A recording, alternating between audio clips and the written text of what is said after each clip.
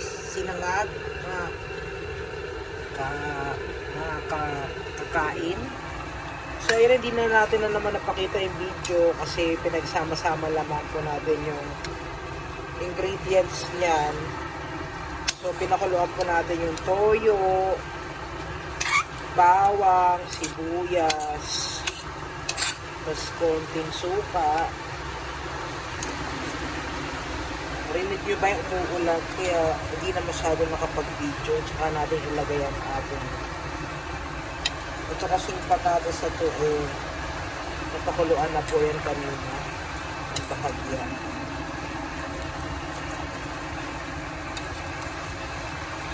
Balik lang po natin siya.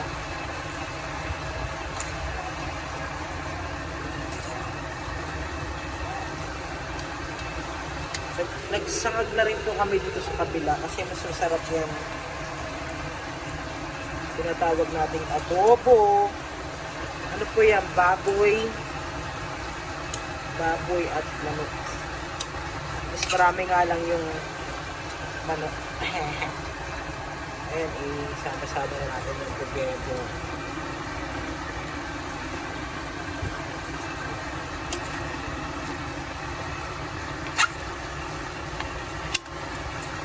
So, palambutin pa po natin siya ng mga after few minutes later.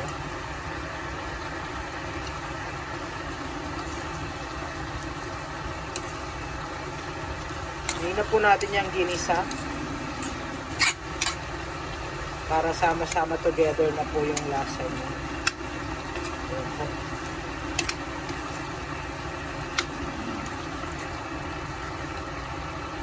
Papalambutin lang po natin yung patatas pa. Tapos balikan po natin siya after few minutes later. Tapos habang pinalalambot, mas masarap po ang adobo pag medyo maanghang-anghang. Lagyan po natin siya ng mga 5 sili na ating pinutol-putol. Yan mo.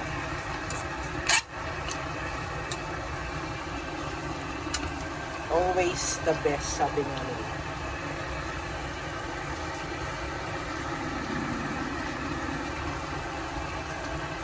So, ayan na nga guys. Lagyan lang po natin siya ng konting betsin para hindi masyadong mag-alat ang ating inadobo.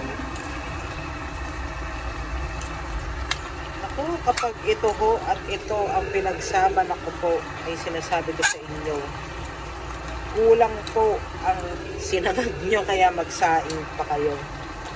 Ayan ho. Oh, tumpak na naman po ito sa panlasang Pinoy. Mga tayo ako. Syempre, palalambutin lang po natin yan. Yun na po yan. Tayo kakain na.